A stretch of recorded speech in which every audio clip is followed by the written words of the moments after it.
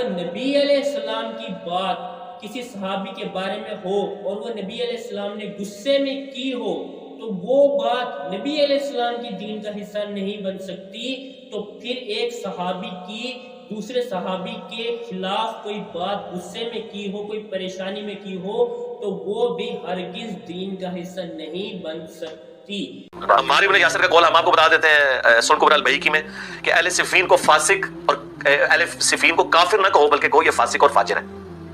اور ظالم ہے. تو بالکل ہم عمار بن یاسر کے ساتھ ہم اہل صفین کو ظالم بھی مانتے ہیں اور ان کو ہم فاسق بھی مانتے ہیں, کافر نہیں مانتے. کیونکہ آپ نے انجینئر مرزا کا یہ کلپ سنا جس میں وہ یہ کہہ رہا تھا کہ حضرت عمار رضی اللہ تعالیٰ عنہ اہل صفین کو فاجر کہا کرتے تھے. تو سب سے پہلے مرزا صاحب آپ سے میں اس بات کی دلیل مانگتا ہوں کہ کس محدث نے کس حدیث کی کتاب میں یہ بات درج کی ہے کہ حضرت عمار رضی اللہ تعالیٰ عنہ اہل صفین کو فاجر کہا کرتے تھے. یہ میں آپ کو چیلنج کرتا ہوں, کسی بھی محدث نے اس بات کو نقل نہیں کیا نہ لکھا. حدیث کی اسی بنیاد پر بہت ساری طریق موجود ہیں بہت ساری حدیث کی کتابوں میں, لیکن جو لفظ فاجر ہے وہ کسی بھی حدیث میں استعمال نہیں ہوا. اب ہم آگے چلتے ہیں, اس کی میں ایک مثال دیتا ہوں. مصنف ابن شیبہ حدیث نمبر 38996, مصنف ابن شیبہ. یہ آپ کے سامنے حدیث موجود ہے کہ حضرت ریحا بن حارثہ فرماتے ہیں کہ میں جنگ صفین میں حضرت عمار بن یاسر کے ساتھ تھا. میرے گھٹنے ان کے گھٹنوں کو چھو رہے تھے کہ ایک آدمی نے کہا کہ اہل شام نے کفر کیا. یعنی حضرت عمار کے سامنے ایک شخص نے کہا کہ اہل شام نے کفر کیا. حضرت عمار نے فرمایا یوں نہ کہو, اور ہمارے نبی ایک ہیں اور ان کا اور ہمارا قبلہ بھی ایک ہے. وہ فتنے میں مبتلا ہیں, انہوں نے حق سے اعراض کیا ہے, ہم پر لازمی ہے کہ ہم ان سے قتال کریں. تو یہ آپ کے سامنے دلیل کے طور پر حدیث موجود ہے. اس حدیث میں تو نہ لفظ فاسق استعمال ہوا ہے نہ لفظ فاجر استعمال ہوا ہے, لیکن مرزا صاحب یہ کیا آپ کی دو نمبری ہے کہ آپ لفظ اپنی طرف سے حدیث میں ایڈ کر دیتے ہیں صرف اس لیے کہ لوگوں کو آپ متوجہ کر سکیں, کہ ایک ڈیفرنٹ بات کر لوگوں کو اپنی طرف راغب کر سکیں. اور اس میں آپ یہ بھی خیال نہیں رکھتے کہ میں کس عظیم شخصیت کے بارے میں, کن عظیم لوگوں کے بارے میں کیا الفاظ استعمال کر رہا ہوں. بس صرف آپ نے اپنی ویو اور ریٹنگ بڑھانے کے لیے اور لوگوں کے ذہن میں خرابی پیدا کرنے کے لیے اپنی طرف سے احادیث میں الفاظوں کا استعمال کرنا شروع کیا ہے, جس کی یہ واضح مثال ہے کہ آپ نے لفظ فاجر بولا اہل صفین کے بارے میں جو کہ کسی بھی حدیث کی کتاب میں موجود نہیں ہے. اس کے بعد انجینئر مرزا کا ایک دوسرا طریقہ ہے کہ وہ ہر بات کو دین کا اثر بنانے کی کوشش کرتا ہے, یعنی کہ ہر بات کو دین بنانے کی کوشش کرتا ہے کہ یہ بات دین ہے, جو اس پر عمل پیرا ہوگا اس کو مانے گا وہ دین ہے, اور جو اس بات کو انکار کرے گا یا اس بات پر تکیہ کرے گا وہ دین سے خارج ہو جائے گا. یعنی کہ صحابہ اکرام کے آپس کے مشاجرات کو وہ دین کا حصہ بنانے کی کوشش کر رہا ہے کہ اگر ان کو ہم اپنے طور پر بیان کریں تو یہ دین ہوگا, اگر بیان نہیں کریں گے تو یہ دین نہیں ہوگا. اور اس میں وہ صحابہ کرام رضی اللہ تعالیٰ عنہ کے آپس میں جو مشاجرت ہو انہیں بالخصوص ڈسکس کرتا ہے. اس کے میں آپ کو ایک مثال دیتا ہوں کہ ہر بات دین نہیں ہوتی. یعنی کہ اگر کسی نے کسی شخص کے بارے میں غصے میں کوئی الفاظ کہہ دیے تو وہ کبھی بھی دین نہیں بنتا, یا کسی صحابی نے غصے کی حالت میں پریشانی کی حالت میں کسی کے بارے میں کوئی الفاظ کہہ دیے ہوں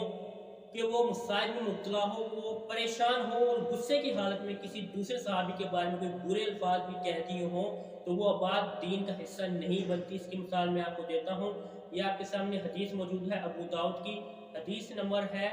4659. حضرت حذیفہ رضی اللہ تعالیٰ عنہ سے بعض لوگوں نے کچھ سوال پوچھے تو حضرت حذیفہ رضی اللہ تعالیٰ عنہ نے انہیں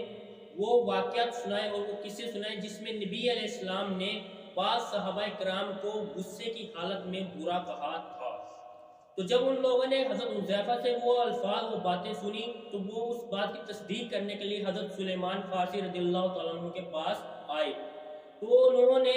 حضرت سلیمان رضی اللہ تعالیٰ عنہ سے پوچھا کیا یہ باتیں صحیح ہیں جو ہمیں حضرت حذیفہ رضی اللہ تعالیٰ عنہ نے بتائی ہیں. تو حضرت سلیمان رضی اللہ تعالیٰ عنہ کہتے ہیں یہ بات ٹھیک ہے, لیکن اس کے بعد وہ تنبیہ کرتے ہیں حضرت حذیفہ رضی اللہ تعالیٰ عنہ کو کہ تم لوگوں میں وہ باتیں کیوں بیان کرتے ہو جو باتیں نبی علیہ السلام نے غصے کی عالم میں، ایک پریشانی کی عالم میں صحابہ کرام رضی اللہ تعالیٰ عنہ کو کہیں ہے۔ اس سے تم کیا کرو گے کہ بعض کے دلوں میں بعض صحابہ کرام کی محبت آ جائے گی اور بعض کے دلوں میں ان کے درمیان اختلاف پیدا ہو جائے گا۔ تم ایسا نہیں کرو۔ کہ حضرت سلمان فارسی رضی اللہ تعالیٰ عنہ آگے دلیل بھی دیتے ہیں، وہ کہتے ہیں کہ نبی علیہ السلام نے ایک خطبے میں ارشاد فرمایا تھا، اے اللہ اپنی امت کے جس کسی کو میں نے کبھی برا بلا کہا ہو، یعنی نبی علیہ السلام نے اپنی امت میں سے کسی شخص کو برا بلا کہا ہو یا ناراضگی کی حالت میں لعنت کی ہو، یہ الفاظ آپ غور سے سنیں اور دوبارہ سنیں کہ نبی علیہ السلام نے فرمایا اور خطبہ دیا کہ اگر میں نے کسی کو غصے کی حالت میں برا بلا کہا ہو یا کسی کو لعنت کی ہو اس کو غصے کی حالت میں، تو میں بھی آدم زاد ہوں۔ یعنی کہ یہ ایک بشری تقاضا ہے کہ اگر نبی علیہ السلام نے کسی کو برا بلا کہا، کسی پر لعنت کی ہو، تو یہ ایک صرف بشری تقاضا ہے۔ جس طرح وہ غصے میں آ جاتے ہیں میں بھی آ جاتا ہوں، یعنی کہ نبی علیہ السلام فرما رہے ہیں کہ یہ صرف ایک بشری تقاضا ہے۔ اس کا مطلب یہ نہیں کہ اگر میں کسی کو برا کہہ دوں تو اس پر جنت حرام ہو جائے گی، وہ دوزخ ہوگا، معاذ اللہ، ایسا بالکل نہیں ہوگا۔ میں آپ کو دوبارہ پڑھ کے ساتھ ہوں، نبی علیہ السلام نے فرمایا اپنی امت کے جس کسی کو میں نے کبھی کوئی برا بلا کہا ہو یا ناراضگی کی حالت میں لعنت کی ہو، تو میں بھی آدم ذات ہوں۔ جس طرح وہ غصے میں آ جاتا ہے میں بھی آ جاتا ہوں، اور مجھے جہان والوں کے لیے رحمت بنا کر بھیجا ہے۔ یعنی نبی علیہ السلام یہی بات واضح کرنا چاہتے ہیں کہ اگر میں نے کسی کو برا بلا کہا یا غصے میں کہا تو اس بات کو دین کا حصہ نہیں سمجھا جائے۔ تو نتیجہ یہ نکلا، تو جب نبی علیہ السلام کی بات کسی صحابی کے بارے میں ہو اور وہ نبی علیہ السلام نے غصے میں کی ہو، تو وہ بات نبی علیہ السلام کی دین کا حصہ نہیں بن سکتی۔ تو پھر ایک صحابی کی دوسرے صحابی کے خلاف کوئی بات غصے میں کی ہو، کوئی پریشانی میں کی ہو، تو وہ بھی ہرگز دین کا حصہ نہیں بن سکتی۔ اسی طرح میں اس بات پر ایک اور دلیل دیتا ہوں۔ فضائل صحابہ میں امام احمد بن حنبل رحمۃ اللہ علیہ حدیث لے کے آئے ہیں۔ وہ فرماتے ہیں، طارق بن شہاب رحمۃ اللہ علیہ فرماتے ہیں، حدیث کا نمبر ہے 1311، فضائل صحابہ امام احمد بن حنبل رحمۃ اللہ علیہ کی۔ وہ فرماتے ہیں کہ سیدنا خالد بن ولید رضی اللہ تعالیٰ عنہ اور سیدنا سعد رضی اللہ تعالیٰ عنہ کے درمیان کچھ تلخ کلامی ہوتی ہے۔ کسی آدمی نے سیدنا سعد بن رضی اللہ تعالیٰ عنہ کو کہا کہ سامنے حضرت خالد بن ولید رضی اللہ تعالیٰ عنہ کی برائی بیان کی، تو حضرت سعد نے کہا کہ ہمارے درمیان جو کچھ ہے اس سے ہمارے دین کو کوئی نقصان نہیں ہو رہا، کہ اگر صحابہ کرام رضی اللہ تعالیٰ عنہ کے درمیان آپس میں کوئی اعتراضات ہوئے ہیں، کوئی اختلافات ہوئے ہیں، تو یہ صرف ایک بشری تقاضے کے طور پر ہوئے ہیں، اس سے ان کے دین کو کوئی نقصان نہیں ہو رہا۔ یہ آپ کے سامنے انڈر لائن ورڈ موجود ہے کہ حضرت سعد فرماتے ہیں ہمارے درمیان جو کچھ ہے اس سے ہمارے دین کو نقصان نہیں ہو رہا، ہرگز نہیں ہو رہا۔ یہی بات میں آپ کو کلیئر کرنا چاہتا ہوں۔ لیکن مرزا صاحب کیا کرتے ہیں، صحابہ کرام کی مشاہدت لوگوں کے سامنے اویل کرتے ہیں، سامنے پیش کر کر انہیں دین کا حصہ بنانے کی کوشش کرتے ہیں اور لوگوں کی ذہنیت کو خراب کرتے ہیں، کیونکہ یہ تمام لوگ ہیں جنتی،